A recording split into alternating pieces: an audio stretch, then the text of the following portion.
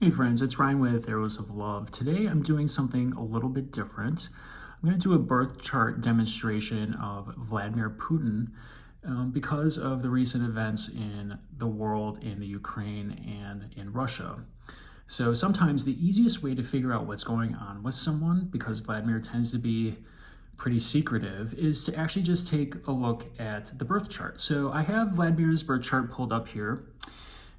I got this chart off of the internet. You can find his natal chart here. And what I've done essentially is you can see here in the blue, this is his natal chart. So these were where the planets were located when Vladimir was born. And then the transiting planets are here in this orange color around the outside perimeter. So the way to read this chart is essentially this. We always take a look at the ascendant. The ascendant is essentially controls the body, presentation. It's your identity and your purpose. So Vladimir is a Scorpio rising. So we take a look and see what is going on with Mars, because Scorpio rules Mars. So Mars here right now is transiting through the sign of Capricorn, and this is falling in his third house. So the third house has to do with local communities, local environment. It's what's going on around you. It has to do with communication. So Mars in Capricorn is exalted. So the warrior here turns into a strategist, and we've seen that over the last few weeks. Vladimir used to be a KGB agent. He's known for his war tactics. And now you see him being a strategist by aligning all of those troops at the Ukraine border. Now they're invading.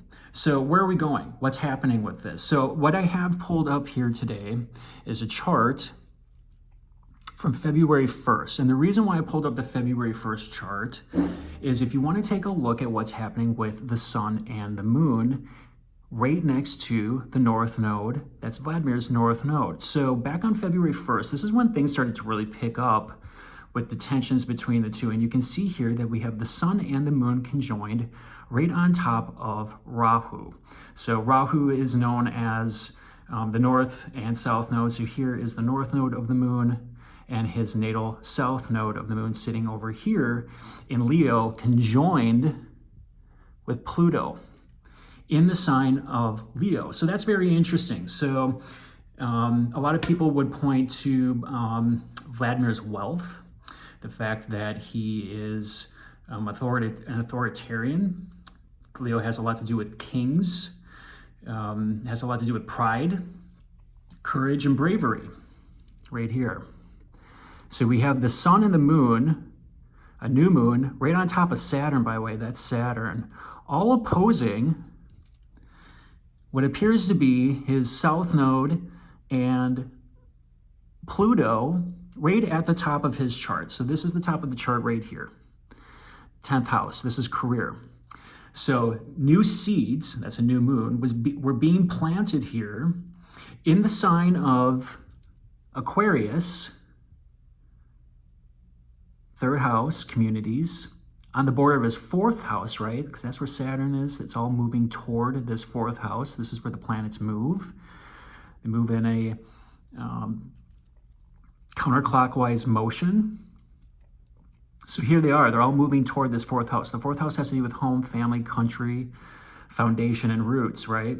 So the seeds were being planted here. Something new was starting. So this is really when those tensions started to rise. And we have Saturn right here. Saturn is this planet of delay, restriction, insiders and outsiders. And Saturn is very powerful here in Aquarius. This is all in Aquarius, and it has to do with the collective. So you can see where I'm going with this, right? This all has to do with the collective, his third house moving to the fourth, and what he considers home, what is it in his immediate environment, communication. So things were hidden here, essentially. We didn't see a whole lot going on right around that February 1st timeframe, because those seeds were being planted. And Saturn's right here, and look at what Saturn rules. Third house of communication, right? That's also short-term or short-distance travel, merchants. You see a lot of things with sanctions coming up right here. So you can see where this all aligns. Now, what's interesting here is that this conjunction was making a square over to Vladimir's natal Venus. Venus is known as that planet of bringing things together. It's relating, it's harmonizing, it's negotiating. And look at where Venus is here. Venus is in Scorpio, where she's fallen. Venus rules Libra and Taurus. She happens to be fallen in the signs of Scorpio and debilitated in the sign of Aries. So look at what Venus is doing now. Venus is making an opposition to unstable Uranus in the 7th house of other people, right? So that could be considered the Ukraine. Ukraine has been unstable for the last few years. They've been trying to join NATO, but there's instability here. So you have a fallen Venus now opposing, transiting Uranus sitting in Taurus, which Venus rules, by the way. And then you have Vladimir's natal Jupiter sitting here as well, while the North Node just moved into this sign. So this has to do with other people, right? So there's always the others. Now, when we look to conflict, I want to point this out just for context with the Ukraine. But when we look at to conflict, we look at the 6th house, which is right here, right? It's this little pie shape, 5, then 6. 6 is ruled by Mars. It's Aries. So what, again, we're going to go back to what's going on with Mars. Exalted right now. There's a lot of protection, there's a lot of strategy there. But this is also a place of war, unfortunately. Especially around here, where Pluto is sitting, transiting Pluto. Those last degrees of Capricorn are real crusty. It has a lot to do with war and peace. So here we have the start, right? This new moon starting something.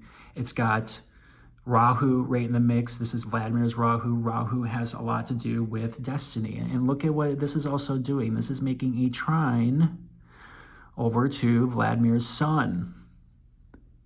It's a loose trine, which is sitting over here. Is that right? Where's the sun?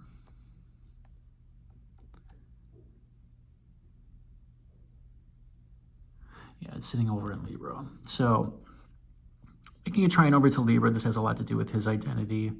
It's in his 11th house of gains. So he's thinking he's going to gain something here, by invading the Ukraine, essentially. So this is all where it's pointed to. It has a lot to do with his identity in the sign of Libra. That's interesting because the sun is exalted in the sign of Aries. It's debilitated in the sign of Libra.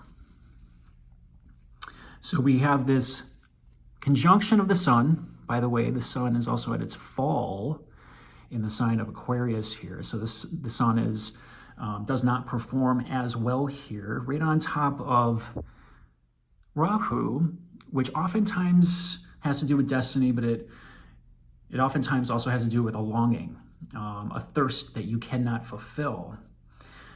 So in Vedic astrology, Rahu and Ketu were known as malefic points, malefic planets. This is just a calculated degree, but these were known as malefic planets here.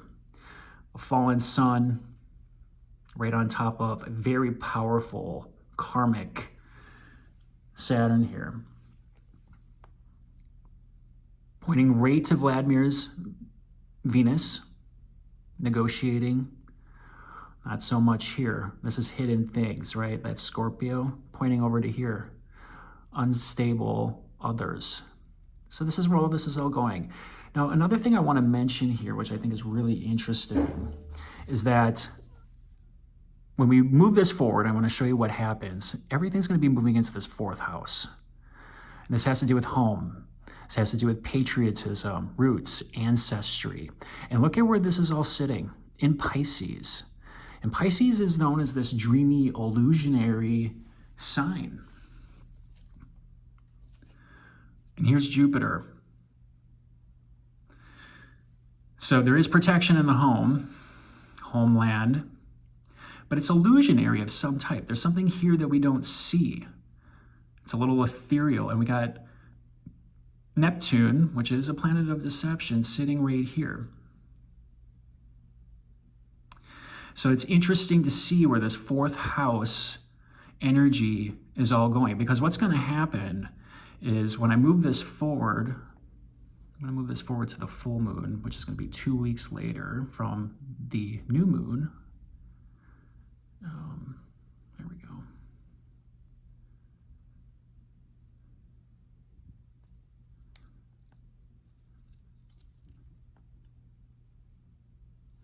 Yeah, now what we have here, the moon is moved over into the sign of Leo, and the sun is still over here in its fallen position of Aquarius, which has to do with the collective, people, right?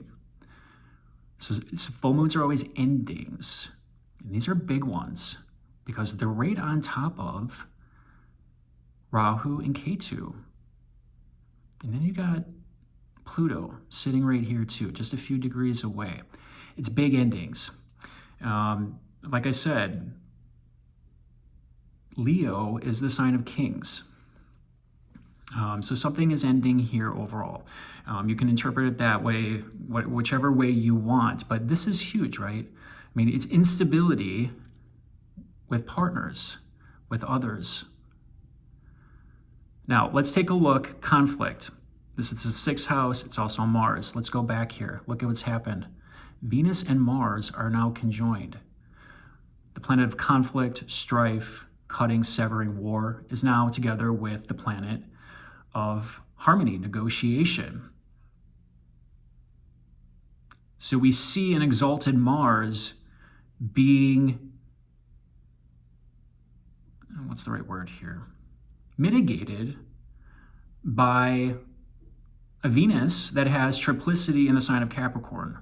Saturn is exalted in the sign of Libra. She also rules the sign of Taurus. So Venus does very well in the sign of Capricorn. She's refined. She deals with tough situations here, but she does very, very well here. So what's going to happen, right? Here's transiting Pluto. It's all coming to this point. And here's Mercury, the communication planet, finally moving out of shadow very soon. This was during the full moon, so this was February 15th, so just a few days ago, about a week ago. Things coming to light during this time, culmination of events. Now again, look at what's happening here. We have Venus and Mars now starting to make a square over to Vladimir's natal Saturn, sitting in the 12th. Now this is interesting here. And Saturn, transiting Saturn is also, well, it's past it, but it's about to actually make a trine over to Saturn, natal Saturn as well, all sitting in the 12th. Now the 12th house is the house of self-undoing. So this is known as a place of escapism. It's known as the joy of Saturn. This is where people become undone. Now what's interesting here is that transiting Saturn right on top of the North Node is providing what I'm going to say is structure, because that's Saturn, right, to this 12th house Saturn here in the sign of Libra, partnerships. So the way I interpret this is he's going to be cautious, but there could be some hidden things happening that we don't see as well. Hidden transactions, hidden motives.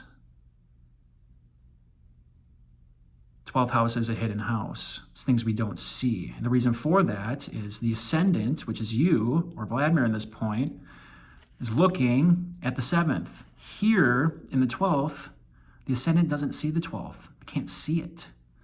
It's hidden. So these are hidden things. And look at what's hidden here. We have Neptune here, we have Mercury, and we have Saturn. That's very powerful in the 12th house. Hidden communication, hidden motives. But Saturn in the 12th can be karmic, very karmic. So he's getting some, I'm going to say he's being structured here with how he's dealing with the public, because that's Aquarius. But the thing is, this is what we need to watch. It's these two. It's Venus and Mars. And it's going to come up here and conjoin Pluto in just a few weeks. So I want to show you what happens here. Here we go.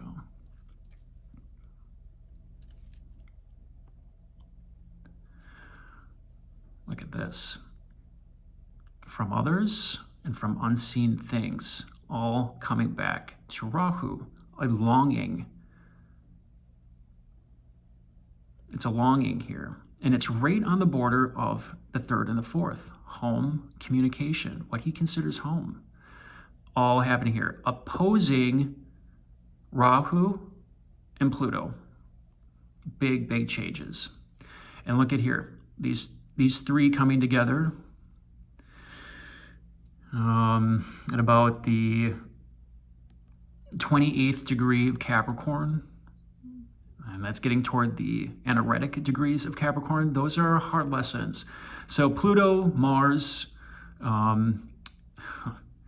mean, cutting and severing, right? That's Pluto, the warrior. Sorry, that's Mars, the warrior. Pluto is riches, death, rebirth, transformation. Okay. And then you have Venus,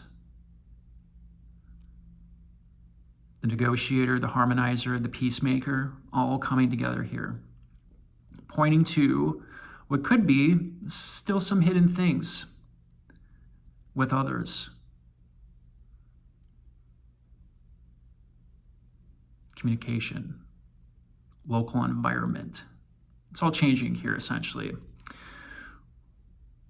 Now, where is this all going? I'm thinking basically, right around March 1st, 2nd, 3rd. We could see, it could be one of two things, to be quite honest here. We could see the full-scale invasion of the Ukraine at this time, or it could be a world response to a full invasion of the Ukraine at this time. Or this could be, because Venus is here, we could see let's see here. We could see an ally come about here too, because Venus also rules, Venus is in the 11th house here. Oh, she rules the 12th. So something hidden is going to be coming about here, and Pluto's secrets. So it could be an ally that comes about. This could play out a couple different ways, but this is a marker point right here. I think this is where we see either full-scale invasion, or we see perhaps, because the moon's here as well, the moon rules beliefs for him. This is the 9th house. With Saturn, restriction, Mercury, the communicator, the 8th. On Rahu. I think Vladimir needs to be careful here, to be quite honest. I mean, we have Pluto involved. That's in the sign of his career, essentially, and his roots and foundation. A lot happening in that root and foundation at the IC. That is the gate to the underworld. And then it moves into this Pisces area in just a few months. So I think this is going to be a turning point right around March 2nd, 3rd, 4th, as Venus and Mars come up to conjoin Pluto here in the sign of Capricorn. We're going to know which way this falls right around that date. And then we're going to see these two move forward for another month. And then they're going to get all the way up here into Vladimir's 4th house. I'm going to show you what happens then.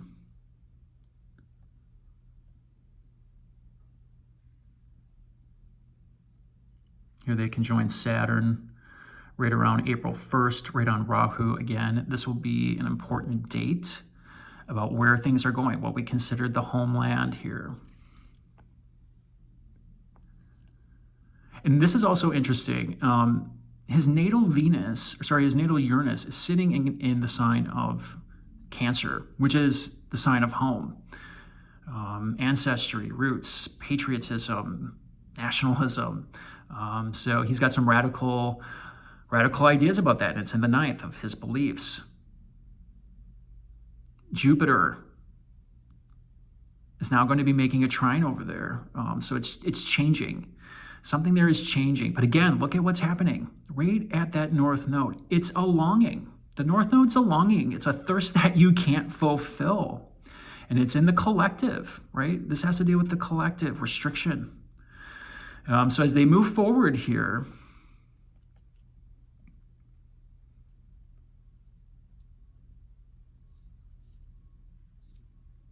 now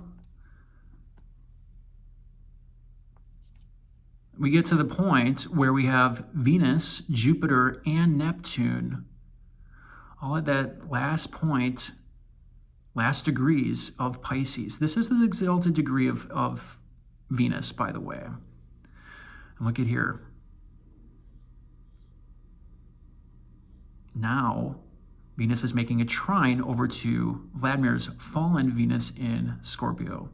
And again, activating the 7th house of others, where the sun is sitting, where the moon is sitting, and it is exalted. And now transiting Rahu right here is conjoined with protection, expansive Jupiter in his house. So this is going to be an interesting point.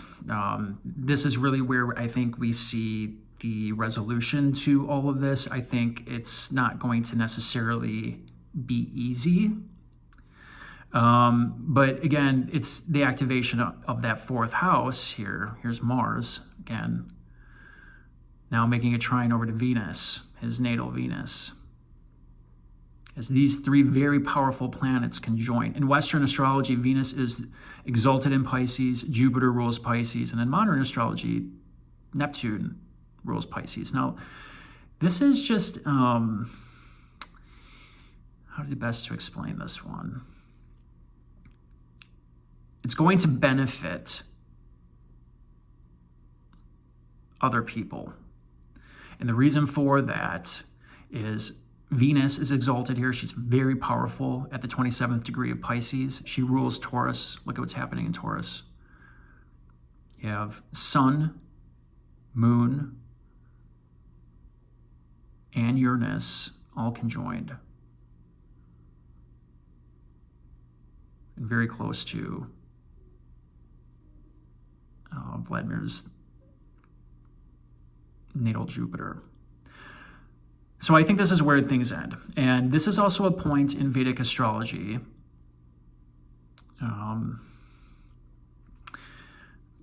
The sidereal system, where the gods are known as the two-faced man. It is Purva Bhadrapada, and it's a storm. But you have Venus here, where she's exalted, and look at what she's doing. She's making some harsh aspects over to Vladimir's natal Mars, sitting in the 2nd. So this could be tough for Vladimir. I think things resolve essentially right around this time. So this is May 1st. There is a solar eclipse happening. This is the North Node, all happening right here. And then remember, the moon is exalted here in the sign of Taurus, and it's going to be conjoined with Vladimir's natal Jupiter. So what does this all mean? I think what it means is we're going to see some tension. We're going to see a lot of back and forth. I think we'll see an invasion of the Ukraine. That was this Pluto over here, conjoined with Venus and Mars right around early March. but I think we're going to see some resolution right around here. And remember about what I told you about the moon, the new moon starting in early February down here in the collective, about a longing for things that you can't have, because that's the lesson of Rahu. And then we had that full moon, closure, endings, right on this axis, 10 and 4, home and career. So we'll see how this all ends. I don't necessarily think this will all turn out exactly the way Vladimir thinks it's going to. So I hope you enjoyed this video. Please leave some comments if you like this demonstration. Perhaps I'll do more, but I wanted you to see exactly what's happening with Vladimir right now. The nodes of the moon are very, very important. Those are karmic points. Saturn is very powerful in the sign of Aquarius. It's dignified in Aquarius. So these are karmic lessons for Vladimir, and it has a lot to do with unseen things, perhaps. But like I said, his natal Saturn is sitting in the sign of, in that 12th house. And that's said to be the joy of Saturn. These are karmic lessons for him. So we'll see how this all ends out. But I think based on what I see here, the Ukraine might go through some things, but I think we're going to see a resolution just in the next few months. So hope you enjoyed the video. Until next time, take care.